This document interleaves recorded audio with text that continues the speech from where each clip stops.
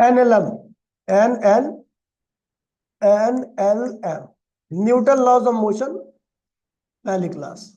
ठीक भैया, इसमें सबसे पहले अपने को पढ़ना है भैया कंसेप्ट ऑफ फोर्स। क्या पढ़ना है? Concept of force. तो ये फोर्स क्या है? एक एक्सटर्नल एजेंसी है जो बॉडी के ऊपर लगने के बाद उसकी स्टेट को क्या करता है? चेंज कर देता है। तो force is an external agency which change the state of body. ठीक है, force is the effect of push और पुल, या external agency which change the state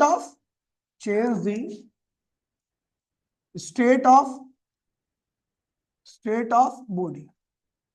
force क्या है भैया? एक एक्सटर्नल एजेंसी है जो बॉडी की स्टेट को क्या करती है भैया? चेंज कर देता है। ठीक है, ये तो फोर्स हो गया। ठीक है, उसके बाद ठीक है मोमेंटम की बात करते हैं। तो मोमेंटम क्या होता है? मोमेंटम इफेक्ट ऑफ फोर्स क्या होता है? इफेक्ट ऑफ फोर्स के इफेक्ट को हम क्या कहते हैं भैया? मोमेंटम कहते हैं।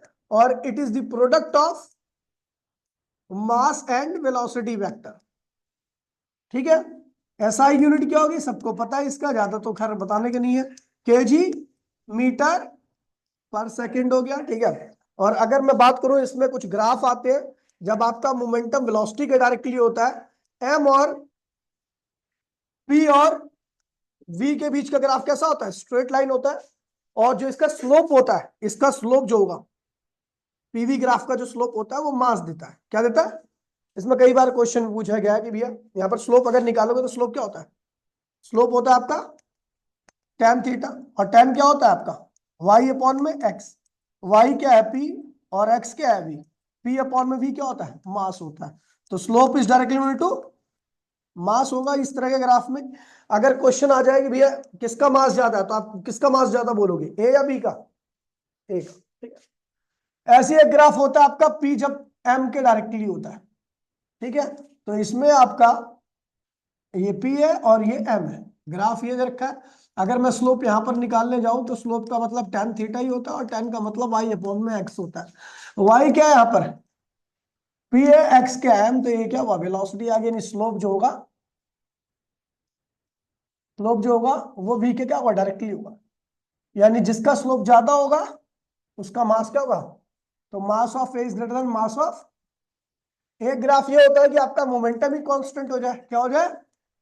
तो इस केस में मास जो होता है वो वेलोसिटी क्या होता है? इनवर्सली होता है। ठीक है, तो यहां पर आपका जो ग्राफ रहेगा एम वर्सेस वी का, वो कुछ इस तरीके का रहेगा, है ना? जिसका मास ज्यादा वेलोसिटी कम, और एम वर्सेस 1 में वी का, वो कैसा रहेगा? Straight line. अगर मैं इसमें स्लोप निकालने जाऊं, स्लोप, तो स्लोप का मतलब क्या होता है? tan theta. और tan क्या होता है? y अपॉन में x। y क्या है यहाँ पर? m है, और x क्या है? 1 में v है। तो स्लोप इज इक्वल्स टू में क्या हुआ? m इंटू में v हो गया। m v क्या होता है? मोमेंटम। यानी slope is directly equal to momentum हो गया। अगर 2-3 ग्राफ दे रखे होंगे आपको, किसका मोमेंटम ज्यादा है, तो आप बोलोगे भैया ए का मोमेंटम ज्यादा है। ठीक है, उसके बाद है भैया न्यूटन फर्स्ट लॉ। क्या है? मैं वही टॉपिक करा रहा हूँ सीबीएसई के सिलेबस में। मैंने सिलेबस खोल रखा है और वही करा रहा हूँ। ठीक है, जो सिलेबस में। अगला टॉपिक है भैया न्यूटन फर्स्ट लॉ। ठीक है, न्यूटन फर्स्ट लॉ क्या होता है भैया? तो भैया अगर आप किसी भी बॉडी के ऊपर फोर्स लगाते हो, नहीं लगाते, अगर फोर्स नहीं लगाएंगे, फोर्स का फॉर्मूला क्या होता है? फोर्स का फॉर्मूला होता है मास इंटू में एक्सेलरेशन। अगर मैंने कह दिया फोर्स अगर 0 है, तो इसका मतलब मास इंटू में एक्सेलरेशन भी क्या होगा? 0 होगा। मास कभी किसी बॉडी का 0 नहीं हो सकता, तो क्या 0 हो सकता है? एक्सेलरेशन। एक्सेलरेशन 0 का मतलब क्या होता है? वेलोसिटी कांस्टेंट है। तो फर्स्ट लॉ यही कहता है कि अगर आपका फोर्स 0 हो जाए तो बॉडी की वेलोसिटी कभी चेंज नहीं होगी। रुकी है तो रुकी रहेगी, चल रही है तो उसी रफ्तार से। ठीक है, ये हो गया न्यूटन का फर्स्ट लॉ। इसी में इनर्शिया भी है, ठीक है। इनर्शिया और न्यूटन का फर्स्ट लॉ सेम है। इनर्शिया क्या होता है भैया, तो जैसे न्यूटन का फर्स्ट लॉ कहता है फोर्स लगाओगे तो बॉडी अपनी स्टेट को चेंज नहीं करेगी, ये न्यूटन का फर्स्ट लॉ है। और इनर्शिया कहता है कि भैया बॉडी कैपेबल नहीं है, बॉडी का इनर्शिया उसकी स्टेट को चेंज होने नहीं देता। बॉडी का इनर्शिया उसका स्टेट को चेंज, इनर्शिया उस बॉडी का ज्यादा होता है जिसका मास क्या होता है, ज्यादा होता है, उस बॉडी का कम होगा जिसका मास क्या होगा, कम होगा, ठीक है। तो अगर मैं बात करूं इनर्शिया की, इनर्शिया, ठीक है, डिसेबिलिटी लिख दो, डिसेबिलिटी ऑफ बॉडी, ठीक है। ये डिसेबिलिटी होता है जिसके आधार पर बॉडी अपनी स्टेट को चेंज, ठीक है,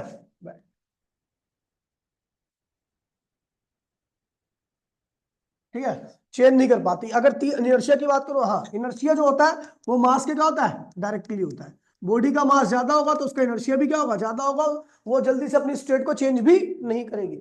अगर मैं बात करूं, हमारे पास तीन तरह का inertia, inertia of motion, inertia of motion, यानी जिस बॉडी का इनर्शिया ज्यादा होगा उसका इनर्शिया ऑफ मोशन भी ज्यादा होगा, वो जल्दी से रुकेगी नहीं, ठीक है। Inertia of rest, inertia of rest, अगर कोई बॉडी रेस्ट में है तो वो रेस्ट में ही रहना चाहेगी। अगर आप उसकी स्टेट को चेंज करने का प्रयास करोगे तो भैया बॉडी अपनी स्टेट को चेंज नहीं करेगी, जिसकी वजह से नहीं कर पाती उसे क्या कहते हैं भैया, इनर्शिया ऑफ रेस्ट। एक होता है inertia of direction, inertia of direction, inertia of direction के हिसाब से अगर बॉडी स्ट्रेट लाइन में चल रही है तो स्ट्रेट लाइन में चलेगी, उसकी डायरेक्शन को आप चेंज करने का अगर एफर्ट्स लगाओगे तो भैया वो क्या करेगी, अपनी डायरेक्शन को चेंज करने से अपोज करेगी। मास जितना ज्यादा रहेगा उसका डायरेक्शन ऑफ इनर्शिया, मतलब हर इनर्शिया क्या होता है, ज्यादा होता है। मास कम रहेगा तो सारे इनर्शिया क्या होंगे, कम होंगे। यानी अगर बॉडी मोशन में है तो रोकना आसान होगा, बॉडी रुकी है तो चलाना आसान होगा, बॉडी सीधी चल रही है तो उसकी डायरेक्शन को चेंज करना आसान होगा। अगर मास कम है यानी इनर्शिया कम है, अगर मास ज्यादा है यानी इनर्शिया ज्यादा है, तो बॉडी को, चलती बॉडी को रोकना भी मुश्किल है, रुकी बॉडी को चलाना भी मुश्किल है, और जो सीधी लाइन में चल रही है उसकी डायरेक्शन को चेंज करना भी क्या है, मुश्किल है। ये सब इनर्शिया पे बेस्ड होता है। इनर्शिया ऑफ मोशन के बहुत सारे एग्जांपल है आपकी डेली लाइफ में कि भैया बस आज चल रही है, एकाएक रुकती है तो आप क्या होते हैं, आगे की तरफ गिर जाते हैं। क्यों? क्योंकि आपके अपर पार्ट का मास क्या होता है, ज्यादा होता है, वो मूव करता रहता है। आपके लोअर पार्ट का मास क्या होता है, कम होता है, वो भी मूव करता रहता है। लेकिन बस से जैसी ब्रेक लगता है तो हमारा लोअर पार्ट क्या होता है, बस के कांटेक्ट में होने की वजह से वो तो रुक जाता है, लेकिन अपर पार्ट रुक नहीं पाता due to inertia of motion, और हम क्या होते हैं, आगे की तरफ गिर जाते हैं। इनर्शिया ऑफ रेस्ट का भी ऐसी बिल्कुल सेम एग्जांपल है, और इनर्शिया ऑफ डायरेक्शन के भी ऐसे ही आपको एग्जांपल मिल जाएंगे, ठीक है भैया। ठीक है, फिर आते भैया न्यूटन सेकंड लॉ पे, Newton second law. Newton second law क्या कहता है, न्यूटन सेकंड लॉ कहता है भैया कि अगर आप किसी बॉडी के ऊपर फोर्स लगा रहे हो, ठीक है, तो इसका मोमेंटम चेंज होगा, और मोमेंटम चेंज होगा तो भैया कुछ टाइम लगेगा। तो देखा गया है फोर्स जो होता है मोमेंटम के चेंज के डायरेक्टली होता है, मतलब आप जितना ज्यादा फोर्स लगाओगे मोमेंटम बॉडी का क्या होगा, उतना ज्यादा चेंज होगा, और आप जितना ज्यादा फोर्स लगाओगे मोमेंटम उतना जल्दी चेंज होगा। जल्दी मतलब टाइम कम, टाइम ज्यादा फोर्स लगाने पर मोमेंटम ज्यादा चेंज होता है और जल्दी चेंज होता है। कम फोर्स लगाने पर मोमेंटम कम चेंज होता है, देर में चेंज होता है। इसलिए जब फोर्स फोर्स के क्या है, मोमेंटम का चेंज डायरेक्टली है, और फोर्स के जो टाइम लगता है वो क्या है, इनवर्सली है। दोबारा बोल रहा हूं, अगर आप किसी बॉडी के ऊपर, अगर फुटबॉल के ऊपर आप धीरे से लात मारो तो उसका मोमेंटम कम चेंज होगा और जल्दी से नहीं चेंज होगा, मतलब टाइम ज्यादा लगने वाला है, ठीक है। लेकिन अगर आप फुटबॉल पे ज्यादा तेजी से लात मारोगे तो क्या होगा भैया, उसका मोमेंटम ज्यादा चेंज होगा और जल्दी से चेंज होगा। यानी ज्यादा चेंज का मतलब डायरेक्टली, और जल्दी से नहीं चेंज होने का मतलब क्या है भैया, टाइम के क्या है, इनवर्सली है। इनको कंबाइन कीजिए, F is delta P upon में डेल्टा टी हो गया, ठीक है भैया। ये हो गया आपका सेकंड लॉ। इसे क्या कहते हैं भैया, सेकंड लॉ ऑफ न्यूटन। तो सेकंड लॉ के हिसाब से द रेट ऑफ चेंज, इसे कहते हैं, पीछे क्या पढ़ेंगे, rate of change of momentum, rate of change of momentum is directly equal to force applied, ठीक है भैया।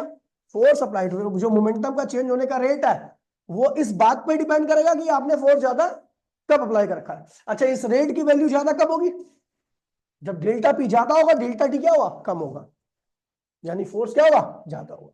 और इस रेट की वैल्यू कब कब होगी, जब ऊपर की टर्म कम होगी और नीचे की टर्म क्या होगी, ज्यादा होगी। ठीक है, ये हो गया सेकंड लॉ। अब इसको ड्राइव करते हैं तो एफ इज इक्वल्स टू में डेल्टा पी अपॉन में क्या हो गया, डेल्टा टी, है ना। एफ इक्वल्स में के की वैल्यू जो होती है आपकी 1 होती है, तो आप देखोगे डेल्टा पी अपॉन में डेल्टा टी हो गया। डेल्टा पी क्या है, चेंज इन मोमेंटम। किसी बॉडी का मोमेंटम चेंज किस वजह से होता है, मास की वजह से या वेलोसिटी की वजह से, वेलोसिटी की, मास तो कांस्टेंट रहता है उसका। तो हम मोमेंटम के चेंज को कहते हैं एम इंटू में डेल्टा वी अपॉन में delta T. Delta we upon में डेल्टा टी क्या होता है बेटा, एक्सेलरेशन, तो मास और ये क्या हुआ, एक्सेलरेशन। इस सेकंड लॉ को हम वेक्टर लॉ भी कहते हैं। ठीक है, काफी ज्यादा इंपॉर्टेंट है, ड्राइव करने के लिए सेकंड लॉ आता रहता है। ठीक है, आपका force equals to mass into में एक्सेलरेशन। अगर आपको सेकंड लॉ पूछा जाए तो आप बोलना force equals to mass into में एक्सेलरेशन, या डेल्टा पी अपॉन में डेल्टा टी, यानी rate of change of momentum is directly equal to force applied. ठीक है, आगे बढ़ते हैं भैया। ठीक है, सेकंड लॉ में बहुत सारी चीजें हैं। ठीक है, जैसे इंपल्स। ठीक है, इंपल्स, इंपल्स क्या होता है, वेरी स्मॉल चेंज। देखिए आपको पता फोर्स क्या होता है, डेल्टा पी अपॉन में डेल्टा टी होता है। मैंने कह दिया if delta T tends to 0, time बहुत छोटा है, तो भैया डेल्टा पी क्या कहलाएगा, डेल्टा पी क्या कहलाएगा आपका, इंपल्स कहलाएगा। क्या कहलाएगा, देखिए अगर टाइम यहां पर बहुत छोटा कर दोगे तो जो डेल्टा पी है यानी चेंज इन मोमेंटम वो किसके बराबर हो जाएगा, इंपल्स के बराबर आएगा। यानी इंपल्स क्या होता है, P2 माइनस P1 होता है चेंज इन मोमेंटम। या फिर आप देखोगे, और आप देखोगे तो F इक्वल्स टू में डेल्टा पी की वैल्यू किसके बराबर है, इंपल्स के, डेल्टा टी हो गया। तो F equal sorry I equals में क्या हुआ, F इंटू में डेल्टा, डेल्टा टी इंटू में क्या हो गया, F हो गया। ये आपका इंपल्स का फॉर्मूला है। ठीक है भैया। अच्छा, इंपल्स एक वेक्टर क्वांटिटी होती है, तो आप देखोगे डेल्टा टी इक्वल्स टू में F डेल्टा ये हो गया। ठीक है भैया।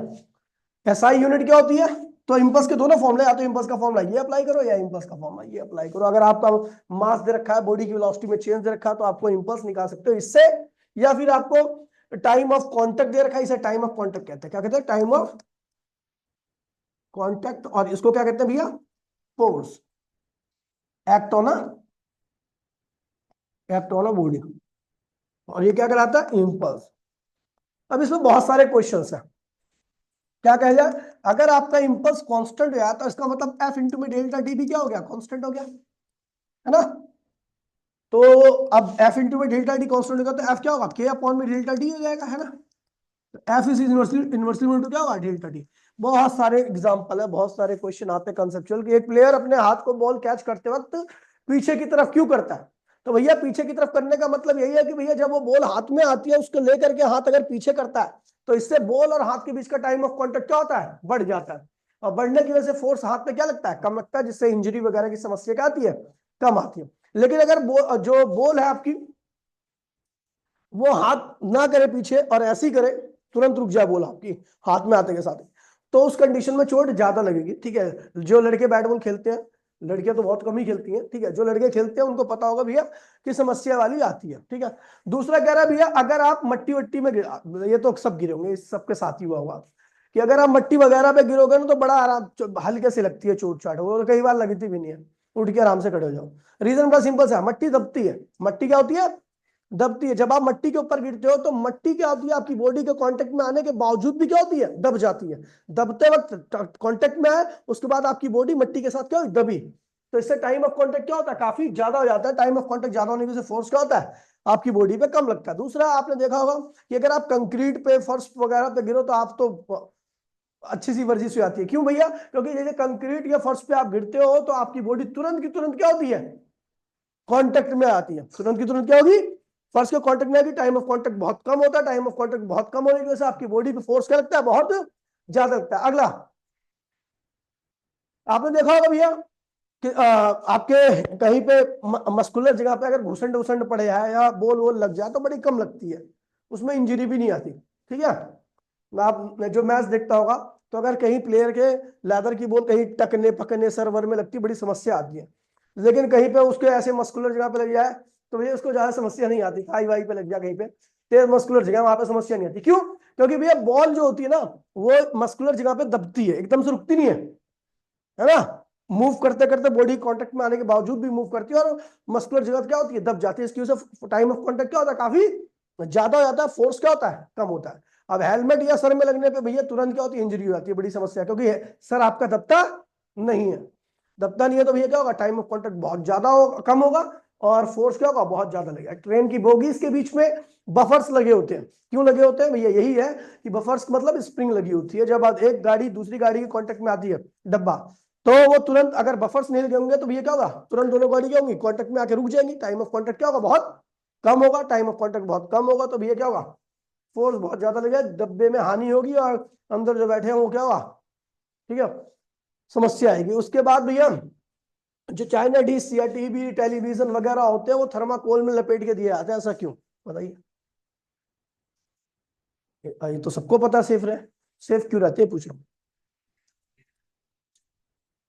थर्माकोल को। भैया देखिए, देखिए ग्रोसरी वगैरह टीवी वगैरह जो होते हैं वो थर्माकोल या फोम वगैरह में लपेट के दिया जाता है। बड़ी सिंपल सी बात है भैया, जब जमीन पे रखते हैं तो भैया तुरंत अगर जमीन के कांटेक्ट में आ जाएंगे तो क्या होगा, टाइम ऑफ कांटेक्ट कम रहेगा, तो उन पे फोर्स क्या लगेगा, ज्यादा लगेगा, जिससे उनके टूटने की समस्या क्या होती है, ज्यादा रहती है। अब उसमें थर्माकोल लगा रखने की वजह से थर्मा तो वो क्या होते हैं, तुरंत कांटेक्ट में आते हैं, दबता है, उसके बाद जमीन के कांटेक्ट में आता है, जिसकी वजह से टाइम ऑफ कांटेक्ट की वैल्यू क्या होती है, बढ़ जाती है, और फोर्स क्या लगता है, कम होता है। ये बहुत सारे एग्जाम्पल है। अच्छा, इसमें एफ टी ग्राफ भी आता है, ध्यान रखना, force time graph, F T graph. F T graph में आपको बताया था ये काफी ज्यादा इंपॉर्टेंट ग्राफ है। आपको पता है यहाँ पर आपका जो एफ और टी है वो एक दूसरे के, देखो एफ टी ग्राफ को अगर मैं देखूंगा,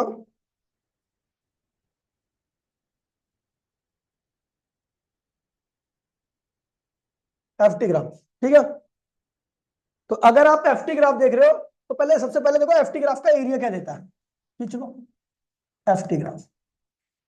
तो ये क्या हुआ, ट्राइंगल बन गया, और इसका एरिया किसके बराबर होगा, एफ इंटू में टी। एफ इंटू में टी क्या होता है, इंपल्स, क्या होता है, या मोमेंटम होता है, ठीक है। अब यहां पर अलग अलग चित्र दिए जाते हैं, अलग अलग प्रकार के चित्र दिए जाएंगे, आपको बोलेगा भैया इंपल्स निकालो यहां से। तो एक क्वेश्चन अगर मान लो मैं ऐसा क्वेश्चन दे दूं कि भैया बताइए कितना इंपल्स लग रहा है, ये एफ टी ग्राफ है, तो आप क्या करोगे, यहाँ पे 0 है, यहाँ पे 2 है, यहाँ पर 6 है, ये है 4।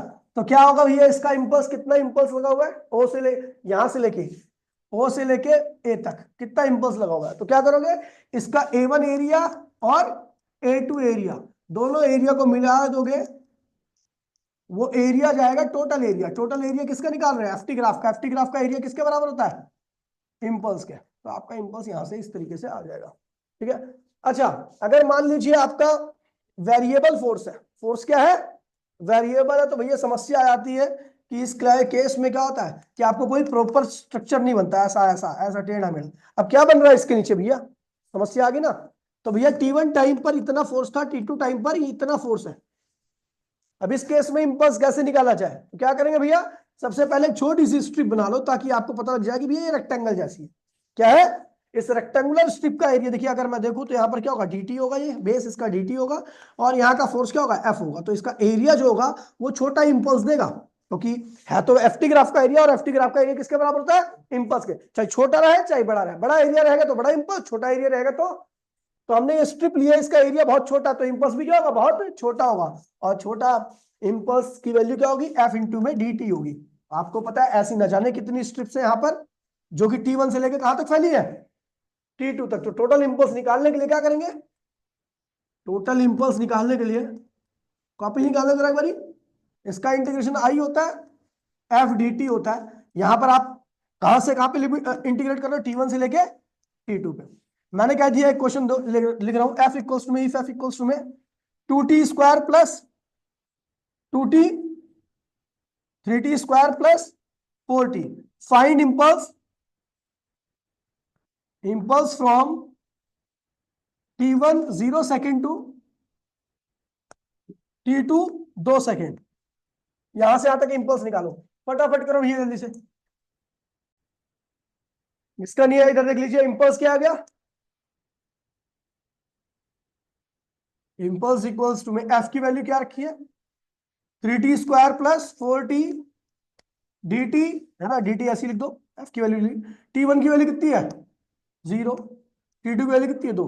अच्छा, इसको देखिए जब आप इस टर्म को इंटीग्रेट करोगे तो 3 बाहर आएगा, और टी की पावर 2 का इंटीग्रेशन क्या होता है, टी की पावर 3/3, लिमिट लगा दो 0 से लेके 2। फिर 4 बाहर आएगा, टी की पावर 1 का इंटीग्रेशन क्या होगा, टी की पावर 2/2, लिमिट लगा 0 से लेके 2। 3 से 3 कैंसिल, और ये 2 बार कैंसिल, तो ये आएगा आपका इम्पल्स, आएगा आपका इम्पल्स इक्वल्स टू में। देखिए लोअर लिमिट 0 होती है तो उसको लिखने की आवश्यकता नहीं होती, तो केवल क्या आएगा, 2 की पावर 3 प्लस 2 की पावर 2, तो ये इधर क्या आएगा आपका, ये 8, किसका 16 आ रहा है भाई, उसको 2 से मल्टीप्लाई नहीं किया, तो ये आएगा 16 न्यूटन सेकेंड, ये आ गया आपका इम्पल्स। ठीक है, सबका ये आया होगा। आगे बढ़ते हैं, अब आते हैं भैया थर्ड लॉ, इस पे आते हैं third law, third law of motion, action equals to में reaction, reaction but opposite direction, direction क्या होती है, अपोजिट होती है। F1 इक्वल्स टू में F2, लेकिन डायरेक्शन में क्या होते हैं, विपरीत होते हैं। F1 F2 क्या है, ये दो बॉडी टकराई, इसने इसके ऊपर कितना फोर्स लगाया F2, और इसने कितना लगाया F1, ये दोनों ही एक दूसरे के क्या होंगे, बराबर होंगे, लेकिन इन दोनों की डायरेक्शन क्या होगी, अपोजिट होगी। इसको न्यूटन थर्ड लॉ कहते हैं। ठीक है भैया, Newton third law of motion, ये ध्यान रखना, हमेशा डिफरेंट बॉडी पे ऑब्जर्व होता है, सेम बॉडी पे क्या होते हैं, कैंसिल हो जाते हैं। एक बॉडी पे लगने वाला एक्शन रिएक्शन एक दूसरे क्या होता है, कैंसिल कर देता है। डिफरेंट बॉडी पे आपको ये विजुअलाइज होंगे, जैसे मान लीजिए ये है, ये छोटी सी ये छोटा सा पत्थर है, और ये बड़ा सा पत्थर है ना, ये दोनों टकराए, तो इसने किसके ऊपर इतना फोर्स लगाया F1, इसके ऊपर कितना, सॉरी इसने इसके ऊपर कितना फोर्स लगाया F2, और इसने इसके ऊपर कितना फोर्स लगाया F1। तो इस F1 फोर्स की वजह से इसके अंदर एक्सेलरेशन आएगा A1, A1 की वैल्यू क्या होगी, F1 अपॉन में इसका मास जो कि क्या है M1, और हो सकता है इसके अंदर एक्सेलरेशन आए ही ना, लेकिन एक्सेलरेशन के अगर आएगा तो उसकी वैल्यू क्या होगी, F2 अपॉन में इसका मास जो कि क्या है M2। ठीक है, तो डिफरेंट बॉडी के ऊपर ऑब्जर्व होगा ये। ठीक है, और अगर सेम बॉडी पे देखोगे तो ये दोनों एक दूसरे को क्या करते हैं भैया, कैंसिल आउट कर देते हैं। बहुत सारे एग्जांपल्स हैं एक्शन रिएक्शन के। ठीक है, जैसे आपका horse cart problem, horse cart problem में आपको पता है, ठीक है, वो आता तो है नहीं, लेकिन आपको पता होना चाहिए हॉर्स कार्ट प्रॉब्लम में भी। ठीक है भैया, एक्शन रिएक्शन के एग्जाम्पल।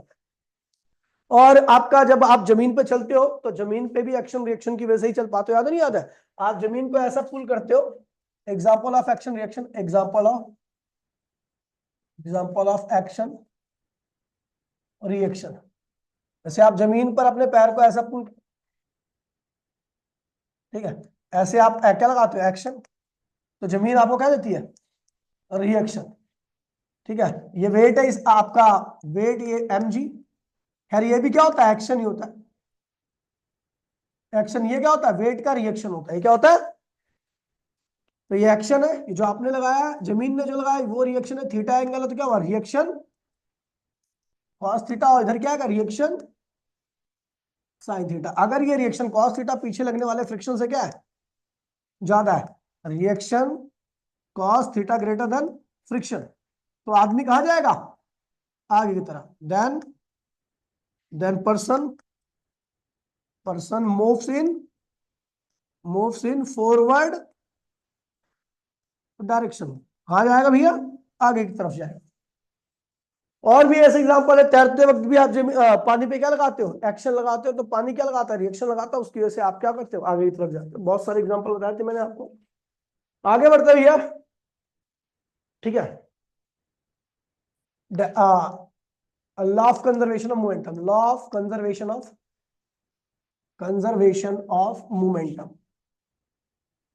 मोमेंटम, ये भैया काफी ज्यादा इंपॉर्टेंट और बहुत ज्यादा इसकी एप्लीकेशन होती है।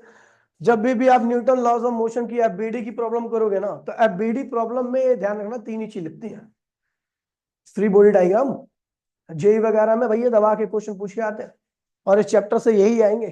ठीक है, सबसे पहले क्या लगाना है आपको, second law, force equals to mass into acceleration.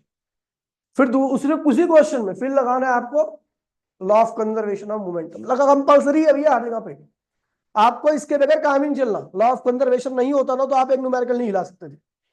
ठीक है, तो इसलिए ध्यान रखना बहुत इंपॉर्टेंट है। Law of conservation of momentum कहता है भैया बड़ा आसान है कि अगर भैया बाहर से कोई फोर्स नहीं लगाया जाए, बाहर का फोर्स क्या है, जीरो है, तो डेल्टा पी अपॉन में डेल्टा डी भी क्या होगा, जीरो ही होगा, क्योंकि दोनों ही तो फोर्स होते हैं, है ना। इसका मतलब डेल्टा पी क्या हो गया, जीरो। डेल्टा पी क्या है, change in momentum, change in momentum zero, इसका मतलब मोमेंटम चेंज ही नहीं हो रहा है, यानी मोमेंटम क्या है, कांस्टेंट है। ठीक है, एम, अब मोमेंटम कांस्टेंट का मतलब होता है P1 बराबर में P2। बहुत इंपॉर्टेंट चीज बता रहा हूं मैं आपको। और मोमेंटम कांस्टेंट का मतलब ये भी होता है कि P इक्वल्स टू में कांस्टेंट, वो तो आपको पता ही है कि एम भी कांस्टेंट जाएगा, क्या हो जाएगा, यानी V इक्वल्स टू में कांस्टेंट अपॉन में मास, यानी V is inversely equal to mass. अभी कल मैंने एक क्वेश्चन डिस्कस किया था, मैंने कहा था भैया कि सचिन तेंदुलकर भारी बैट से खेलता था लास्ट, ऐसा क्यों, क्योंकि भारी बैट का मोमेंटम क्या होता है, ज्यादा होता है। भारी बैट का मोमेंटम क्या होता है, उससे टकराने वाली बॉल का भी मोमेंटम बैट के बराबर ही होगा, लेकिन बॉल का मास क्या होता है, बहुत कम होता है, तो उसकी वेलोसिटी क्या होगी, बहुत ज्यादा होगी। ठीक है भैया, तो भैया ध्यान रखना जितना बैट का मोमेंटम है उतना ही उससे टकराने वाली बॉल का भी मोमेंटम होगा, लेकिन बॉल का मास क्या है, कम है, तो उसकी वेलोसिटी क्या होगी, इसीलिए बॉल बहुत दूर तक जाती थी। ठीक है भैया, और इस पे जो न्यूमेरिकल के लिए आते हैं भैया, ये तो कंसेप्चुअल क्वेश्चंस के लिए जनरली हम यूज करते हैं, कंसेप्चुअल क्वेश्चंस के लिए। ठीक है, ये न्यूमेरिकल के लिए P1 का मतलब क्या होता है, M1 V1, P2 का मतलब क्या होता है, M2 V2। जैसे क्वेश्चन में आ गए ये भैया, एक बॉडी है, ठीक है, उसका मास 4 किलोग्राम है, वो कितनी वेलोसिटी चल रही है, 6 मीटर पर सेकंड से चल रही है, 6 मीटर पर सेकंड से चल रही है। ठीक है, वो टकराई 100 किलो बॉडी से, बताओ उसका वेलोसिटी कितना होगा। तो मुझे पता जितना मोमेंटम इसका होगा, ये दूसरी बॉडी से टकराई है तो उसका भी मोमेंटम उतना ही होगा। उसका मास अपन को दिया, अपन को क्या निकालना है, V2, V2 निकाल लेंगे ना, M1 V1 बराबर में M2 V2 करिए, V2 की वैल्यू यहां से निकाल जाएगी आपकी। ठीक है, तो काफी ज्यादा इंपॉर्टेंट है। ठीक है, proof, proof of law of conservation momentum, law of conservation of momentum. ठीक है, एक बॉडी ये है और एक बॉडी है, ये दोनों आपस में टकराई, इसने इसके ऊपर फोर्स लगाया, इसने इसके ऊपर फोर्स लगाया, इसने इसके ऊपर कितना फोर्स लगाया F1, इसके ऊपर कितना फोर्स लगाया F2। अच्छा, ये जो कोलिजन का टाइम था वो कितना था, delta T, time of collision, जितने वक्त के लिए आपका टकराव हुआ उस वक्त की बात हो रही है। ठीक है, तो भैया according to third law, F1 बराबर में, लेकिन विपरीत डायरेक्शन में, F1 की वैल्यू क्या होगी, फोर्स क्या होता है ना, डेल्टा पी अपॉन में डेल्टा पी होता है, तो F1 किसके बराबर होगा, डेल्टा P1 अपॉन में डेल्टा P। F2 किसके बराबर होगा, डेल्टा P2 अपॉन में डेल्टा P। कैंसिल हो गया, तो डेल्टा P1 बराबर negative of delta P2। Delta P1 क्या है, डेल्टा P1 है भैया final momentum of first body minus initial momentum of first body. अब यही तो है, डेल्टा P की वैल्यू क्या होगी, final momentum of first body minus initial momentum of first body, minus delta P2 क्या हुआ, final momentum of second body, initial momentum of second body. आप इसको अरेंज करोगे तो आपको दिखेगा initial momentum of first body, initial momentum of second body बराबर में final momentum of first body और final momentum of second body. मतलब समझिए, इसका मतलब समझिए, कह रहा है भैया टकराने से पहले इन दोनों बॉडी का मोमेंटम, मान लीजिए इस बॉडी का और इस बॉडी का मोमेंटम, इसका था 10 था, इसका था 6। ठीक है, कुल मोमेंटम कितना है 16, क्या है, यानी इनिशियल मोमेंटम दोनों का जोड़ा तो क्या आएगा 16 है। कह रहे टकराने के बाद भी 16 ही रहेगा फाइनल, समझ गया। हाँ, ये हो सकता है कि इसका 10 हो जाए, इसका 6 हो जाए, या फिर कुछ भी हो सकता है, लेकिन उनका सम क्या आएगा 16 ही आएगा। यही क्या है, law of conservation of momentum. Numerical के लिए, कंसेप्चुअल के लिए ये, न्यूमेरिकल के लिए ये फॉर्मूला जनरली आपका इस्तेमाल होता है, और बाकी प्रूफ करने के लिए आप इसको इस्तेमाल करते हैं। ठीक है भैया, proof of third law by law of conservation of momentum, proof of third law by law of conservation of momentum। Third law का प्रूफ कर रहे हैं भैया किससे, law of conservation of momentum से, है ना। तो मुझे पता है भैया कि ये दोनों बॉडी टकराई, दोनों ने एक दूसरे पे फोर्स लगाया, मुझे नहीं पता इसने लगाया फोर्स F1 और इसने लगाया F2। अब थर्ड लोग कहते हैं दोनों बराबर होंगे लेकिन अपोजिट होंगे, लेकिन मुझे तो प्रूफ करना है। तो भैया चलो प्रूफ करते हैं। हम जानते हैं भैया यहां पर एक्सटर्नल फोर्स तो नहीं लग रहा ना, लग रहा है क्या? एक्सटर्नल फोर्स की वैल्यू 0 है। ये दोनों बॉडी आपस में लगा रही है, बाहर से कोई फोर्स नहीं लग रहा। बाहर से नहीं लग रहा फोर्स, इसका मतलब क्या हुआ कि पहली बॉडी का जो मोमेंटम चेंज आएगा वो क्या होगा, दूसरी बॉडी के मोमेंटम चेंज के क्या होगा, अपोजिट होगा, है ना। According to law of conservation of momentum, LCM, LCM लिखते हैं इसको भी, ठीक है। अब हमें पता है टाइम ऑफ कोलिजन क्या है, टाइम ऑफ कोलिजन, कोलिजन क्या आपका डेल्टा टी है। तो दोनों साइड में डेल्टा टी से क्या करो, डिवाइड कर दो। बेटा ये क्या हो गया, F1 हो गया, और ये क्या होगा, अपोजिट, प्रूफ हो गया, ठीक है भैया। देखिए law of conservation of momentum के ऊपर बहुत सारे क्वेश्चन वैसे भी आते हैं कि भैया recoiling of gun, recoiling gun याद है, रिकॉइलिंग ऑफ गन में कह रहा है कि भैया गन चलाने के बाद गन रिकॉइल क्यों करती है। देखिए भैया एक्चुअल में जब चलाने से पहले की बात करूं तो रिकॉइलिंग ऑफ गन सबसे ज्यादा पूछे जाने वाला टॉपिक है यहाँ से, recoiling of gun. Recoil of gun का मतलब होता है गन पीछे भाग के आती चलने के बाद, ठीक है। क्यों ऐसा होता है, तो भैया अगर मैं इनिशियली देखूं तो जब गन चली नहीं थी, जब गन, तो अंदर की गोली और गन दोनों का मोमेंटम क्या था, 0 था, ठीक है। यानी गन और इनिशियल मोमेंटम क्या हो गया, 0 हो गया। लेकिन चलने के बाद क्या होता है, गोली के पास मोमेंटम आता है तो उतने मोमेंटम क्या होगा, गन का भी होगा। चलने के बाद फाइनल मोमेंटम क्या होगा, गन का मोमेंटम माइनस गोली का मोमेंटम। माइनस क्यों किया पता है आपको, क्योंकि गोली तो आगे आ रही है और गन कहां रही है। दो वेक्टर क्वांटिटी को जोड़ते वक्त अगर अपोजिट है तो माइनस करोगे, और सेम डायरेक्शन में तो क्या करोगे, प्लस करोगे, ठीक है।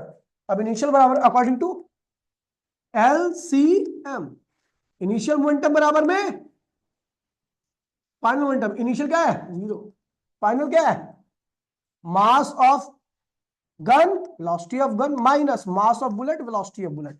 इसको पल्ली साइड में ले आओ, तो mv बराबर में mv, ये किसका मास है, गन का, ये किसका मास है। अब एक चीज देखिए भैया, अब हमें पता है ये दोनों बराबर है, ये दोनों क्या है, इसका मतलब इनको मैं क्या लिख सकता हूं, कांस्टेंट लिख सकता हूं, लिख सकता हूं। तो इसका मतलब mv भी क्या है, कांस्टेंट। तो आप देखोगे भैया कि v जो होगा वो कांस्टेंट अपॉन में क्या होगा, m होगा, क्या होगा, m होगा। यानी v, ये क्या है, रिकॉइलिंग वेलोसिटी, ये क्या है, रिकॉइलिंग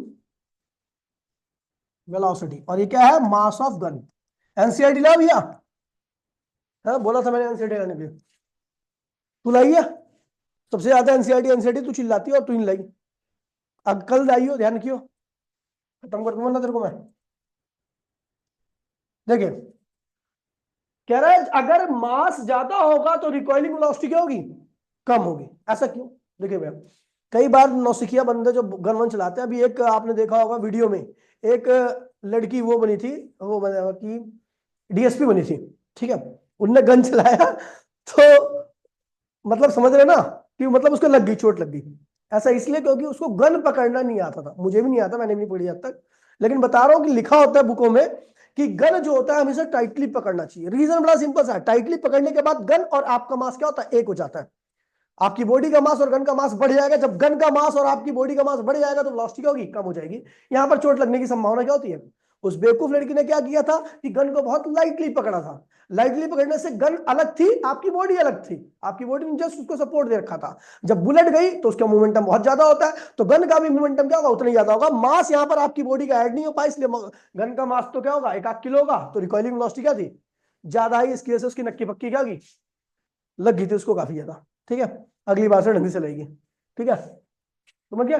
तो ये काफी ज्यादा क्वेश्चन आते हैं। एक और क्वेश्चन आता है कि भैया जब आप किनारे, नदी के किनारे की बात होती है, ठीक है, तो जब बोट से उतरते हो तो जब आप आगे आते हो तो बोट पीछे भी आती है भैया, यही लॉजिक है कि आपका मोमेंटम बराबर में बोट का मोमेंटम, मोमेंटम कंजर्व रहता है, ठीक है भैया। तो जब आप आगे आओगे तो बोट क्या होती है, उस मोमेंटम कंजर्वेशन की वजह से बोट क्या होती है, पीछे चली जाती है। उसके बाद आते भैया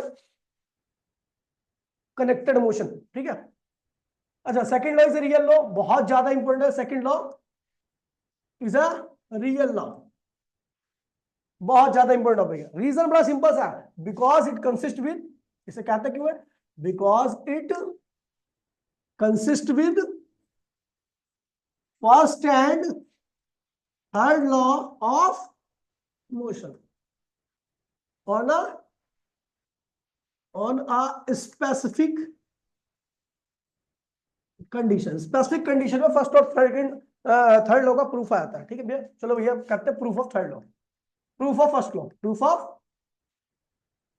तो भैया अकॉर्डिंग टू सेकंड लॉ क्या होता है, फोर्स इक्वल्स टू में किसके बराबर होता है, डेल्टा पी अपॉन में, आपको पता है ये किसके बराबर होगा, एम डेल्टा वी अपॉन में डेल्टा टी। तो ये क्या होगा, एम ए, यानी एक्चुअल में फोर्स क्या होता है, मास इनटू एक्सेलरेशन, वो सेकंड लॉ ही होता है। Force equals to mass into में एक्सेलरेशन क्या होता है, सेकंड लॉ होता है। अब मैं यहाँ पर एक कंडीशन डाल रहा हूं, मैं किसका प्रूफ कर रहा हूं, फर्स्ट लॉ क्या कहता है भैया, फोर्स नहीं हो, फोर्स, तो इफ मैंने भी क्या कर दिया, फोर्स नहीं हो, तो इसका मतलब मास इनटू में एक्सेलरेशन भी नहीं होगा, यानी मास की वैल्यू कभी जीरो तो हो नहीं सकती। क्या जीरो हो गया, एक्सेलरेशन जीरो, मतलब बॉडी क्या है, फर्स्ट लॉ तो यही कहता है भैया अगर फोर्स नहीं लगाओगे तो बॉडी की वेलोसिटी क्या रहेगी, कांस्टेंट रहेगी। Proof of first law, proof of third law, proof of third law,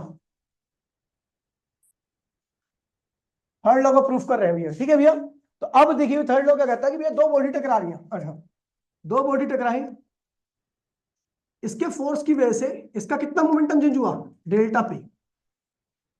अच्छा इसका जो फोर्स लगा, इस बॉडी ने इसके ऊपर फोर्स लगाया, उसका क्या कितना momentum change, delta P one upon में डेल्टा टी। अच्छा इसने जो फोर्स लगाया F2 वो किसके बराबर होगा, डेल्टा पी टू अपॉन में डेल्टा टी। क्या है इसे ऐसा हो जाएगा प्रूफ हो गया। ठीक है, टकराने की वजह से इसका मोमेंटम कितना चेंज हुआ, डेल्टा पी वन, इसका कितना चेंज हुआ, डेल्टा पी टू। तो आपको पता है according to law of conservation of momentum क्या कहता है, delta P one is equals to में negative of delta P two. ठीक है, अभी सेकंड लॉ आ रहा है। ठीक है, तो हमने क्या किया भैया, यार अच्छा खासा से कह रहा था, लगता टाइम निकल जाएगा, तो बस सही है। ठीक है, इसके ऊपर जो फोर्स लगा F2 वो किसके बराबर, डेल्टा पी टू अपॉन में डेल्टा टी, बोला हाँ। इसके ऊपर जो फोर्स लगा F1 वो किसके बराबर, डेल्टा पी वन अपॉन में डेल्टा, अब टी, ये टी डेल्टा टी, दोनों को ऐड कर दो, दोनों इक्वेशन को ऐड कर दो, F1